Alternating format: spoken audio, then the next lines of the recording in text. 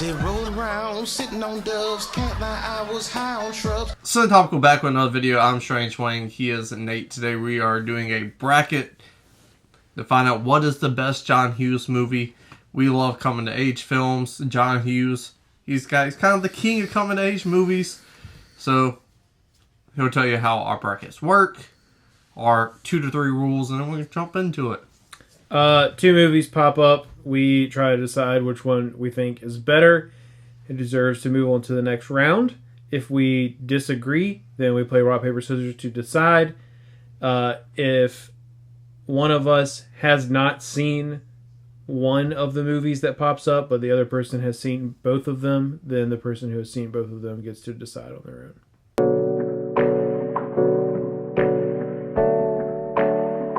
Alright, first up, we have Ferris Bueller's Day Off versus She's Having a Baby.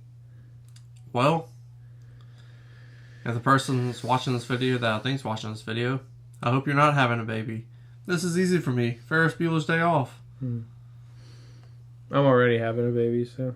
That you are. But you got a ring on your finger. That's true. It's a little different for you, pal.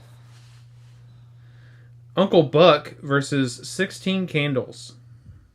I like Uncle Buck. Yeah. Just fine. It has scenes that are great. But not my favorite Johnny Candy. Agreed. You know who would have been a great Uncle Buck? Walter Matthau. No. What's up with you and me and Walter Matthau? I don't... Every time you see me, it's Walter Matthau this, Walter Matthau this. That's not true. You're the one who you brought him up last time because you were talking about Bad News Bears. Yeah, he's great. He's alright. But that one guy, you was like, who's that guy you like that's in the Odd Couple? Whatever we were talking about then. Well, I was just trying to remember his name then. I mean, Rodney Dangerfield would have been a great Uncle Buck. That's what I was going to say. Rodney Dangerfield interacting with a young Macaulay Culkin would have been gold. I think that would have made a better movie. I don't think it would have fit John Hughes' style. But because of that, 16 Candles, it's got heart. It's got a little racism. It's got a little high school love. It's true. It has... Uncle Buck has some like less than PC things too, though. Yeah, but they're not racist. He's donating money for this nice principal to go downtown and get a surgery on her mole. 16 Candles has more. That's more John Hughes bag for me personally. Yeah, I like it a little bit better. So I'm gonna go 16 Candles personally. Yeah, I'm with you. I honestly have never liked Uncle Buck that much, and I think that's just because like when I was a kid, like Home Alone was like the movie for like the longest time. Like everybody loved Home Alone. It's great, and everybody loved Macaulay Culkin.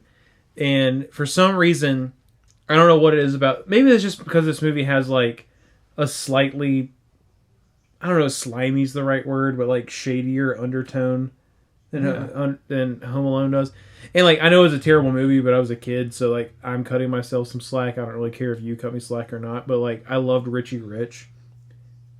And so it's like I don't know why. I just did not like that Macaulay Culkin was in Uncle Buck. Interesting. And so I'm going 16 Candles. I'm surprised by this because the whole like storyline of Uncle Buck is he refuses for his niece to get dick. He's caught blocking at every turn. Yeah. And the dude's trying to take advantage of her anyways. Bug is the dude's name, I believe. Mm-hmm. Like, you might be shady as shit and have gambling debts. You're a good man deep down inside. You only have 8? He only made 8 movies. John Hughes movies? Okay. Yeah. He wrote a lot of movies. Yeah, that's true. Okay. I was being sarcastic when I said I was surprised how many movies he made. Yeah. Well, not really, because I was surprised, but... Yeah. Craziness. Okay, so Ferris Bueller's Day Off versus 16 Candles. Ferris Bueller's Day Off was in the number 1 seed for a reason. Sure. The post says Leisure rules. I think Ferris Bueller rules. So my pick's Ferris Bueller. Yeah, we like Ferris Bueller for very different reasons. But even though I'm not as like crazy about it as you are, I would have a really, really hard time personally saying that 16 Candles was better than Ferris Bueller's Day Off because it's not. It's a great movie. I still don't know why we like it for different reasons. I think everyone thinks Ferris Bueller is a righteous dude. Yeah, I don't think that he's a righteous dude. I think he's a shitbag. Well, that's a lot from the movie. Yeah. Planes, Trains, and Automobiles versus Curly Sue. Now, this is John Candy. Best performance, in my opinion. I love John Candy. Planes, Trains, and Automobiles. Him playing off of Steve Martin. Steve Martin, I love. Yeah. That's Easy the thing peasy. with John Candy. You got to give him someone to work with. Like, Yeah. I think he's a lot on his own. Yeah. But, like, when you pair him, he makes, like, a great odd couple kind of character. Yeah, I'm trying to think. So, like, He has that movie where he's like somebody crumb. Victor Crumb? Is that it? Maybe. No, Victor Crumb. No. It's definitely not Victor Crumb. That's from Harry Potter. I know what you're talking about, though. Yeah. Shoot. I don't know. I can't remember. Honestly, like, when I think of John Candy, the first thing I think of is Spaceballs, but that's just because of the path that my life took me on. Yeah, But that's fair. but again, great side character Yeah. in that movie. But you can't just make a movie about barf. I mean, That's true. considering when Spaceballs came out, I'm surprised they didn't try, but it is what it is. I don't think he lived too long after Spaceballs anyways. But He died in the early 90s. yeah, But this is easy peasy. Planes, Trains, Automobiles. for sure. Moving forward, just like a train, plane, or an automobile.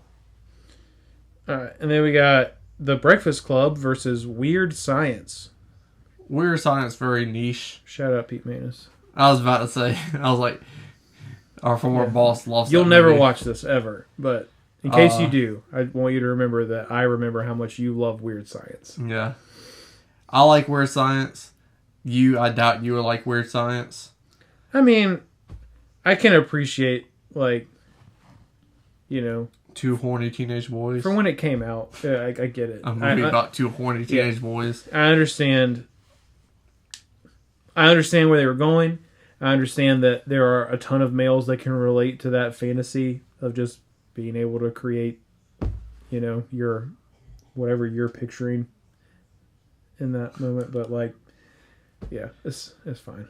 Breakfast Club, classic. I love The Breakfast Club. You have feelings about The Breakfast Club, but I think it's undeniable that The Breakfast Club was on Yeah. the situation. I think The Breakfast Club is a really good movie. I also think it's like pretty overrated, but it's in this battle, it's definitely The Breakfast Club. All right. So why do you think The Breakfast Club is overrated? It's like I understand that if The Breakfast Club is the first of its like style of movie that you ever saw, so like a group of teenagers or people from a bunch of different backgrounds all of a sudden get stuck together and they have to figure out their differences and they learn about themselves and each other in the process, and the barriers that once separated them are now broken down. Like if The Breakfast Club was the first movie I've ever seen like that, which for the teens of 1980 whatever this came out in, like it was. And so I understand why it has cemented itself in a lot of especially 80s kids' hearts. But there's no shortage of excellent coming of age movies. I've always just liked things that were a little more off the beaten path. So like, even though like from a technical standpoint, I can acknowledge it's not as good. Like Empire Records is my Breakfast Club. Like, and I will just always like that movie way more than I like Breakfast Club. But yeah, I don't know. I just think Breakfast Club is like I think that I could have written Breakfast Club. Like, I don't think it's special. I don't think it hits any major like nuances of like beats. That's really normal for 80s movies. Like, if you look at 80s teen dramas, romances, whatever, they're all like fairly basic by today's standards of storytelling. They're not throwing these crazy, like, you know, oh, this person had this thing going on all the time. It's like someone finds out that someone's parents are dog shit and like that's why they are the way they are. Or like someone finds, and that could be like they're physically abusive, verbally abusive, oh, my parents are rich, but you don't understand what it's like having rich parents. They don't pay any attention to me. It's like, that's it. That's the backstory of almost every 80s teen in every 80s teen movie. And so I think The Breakfast Club is, by today's standards, pretty basic. And I am not an 80s kid, and I didn't see it when it came out, so it doesn't really mean a whole lot to me. Yeah, you were still born in the 80s. No, I wasn't. I was born in 1990. Close. I think The Breakfast Club's a perfect John Hughes movie for John Hughes to make. Yeah. That's his cast, that's his bag, that's his element. So I'm really torn because of technicals. We're doing best John Hughes film, where Planes, Trains, and Automobiles, I think that's top 3 funniest movies of the 1980s. Sure. I think that's top 10 funniest comedies of all time. Yeah. So I'm definitely torn by this. I feel less torn because I was also surprised to only see 8 movies on this bracket. John Hughes is like one of the, if not the biggest names in 80s family films, right? Or 80s teen films. From the 80s. He kind of crosses. Yeah, 80s to the 90s. He's a household name. Yeah. And so I don't typically do this, but because of how familiar I am with like the movies that John Hughes has written, it is easier for me to see him as more than just the 80s teen movies guy. Yeah. And so I'm picking Planes, Trains, and Automobiles today because I think it's a great representation of John Hughes' absolute handle on humor, like being able to write in what is an incredibly relatable way to his audience of the time. And I agree with you, this movie is absolutely freaking hilarious. And I would watch Planes, Trains, and Automobiles 15 times before I was like, I'll watch Breakfast Club now. Planes, Trains, Automobiles, underrated classic. I'm going to show it some love. Planes, Trains, Automobiles. Hooray! But I'm going to go back to my argument of before. Teen-related content is John Hughes' bag. My pick is Ferris Bueller's Day Off for the best John Hughes movie. So the ball will be in your court. Yeah, I'm going to like think about it for a second, but so we don't have just dead space on the camera, I'm going to try to talk while I think about it at the same time. Talk while you think. Because I'm going to try to be... I really do like both of these movies. Planes, Trains, and Automobiles, more rewatchable for me. But that's mostly because I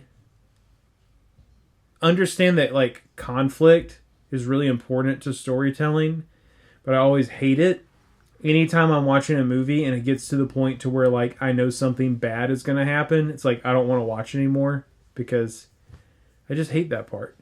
And so when shit kind of starts to hit the fan for Ferris and Cameron, like I just hate watching that, especially for Cameron. He made his own decisions. He could have told Ferris no, but like, you know, he kind of got drug into that, and I just always feel really bad for him. And no matter what Ferris says, that one really, really great day is not just gonna like fucking solve all of Cameron's problems. Like his life is gonna go right back to like his dad's not gonna stop being an overbearing asshat. Like, so that stuff. Planes, Trains, and Automobiles is like the whole movie. You kind of already have that conflict. Like they're trying to get to a specific place, and they get setbacks and blah blah blah and all that kind of stuff, right? So that part's a little easier for me. But that being said, I think overall, top to bottom, Ferris Bueller is probably the better movie. So as much as I would love to play rock paper scissors just for the sake of it, I'll give it to Ferris. Sweet. Ferris Bueller. Also, I gotta say, this catchphrase for the movie Not good. makes no sense. He does not spend a lot of leisure time. Like he's doing something. Yeah. It's like they're always moving. And it's like it takes an incredible, and I guess kind of the point of the Ferris Bueller is like the amount of work that he puts into his perfect day is to do work. Is more work than he would have done if he just went to school. But yeah. Bad slogan. Written huge amount of movies, though, John Hughes did. Yeah, it's true. We did, like, scripts. Oh, gosh. Might be here all night. Yeah, true. But let us know in the comment section below your favorite John Hughes movie. Did we mess up? Did we get it right? I don't know. There's not that much, so you could rank these if you wanted to.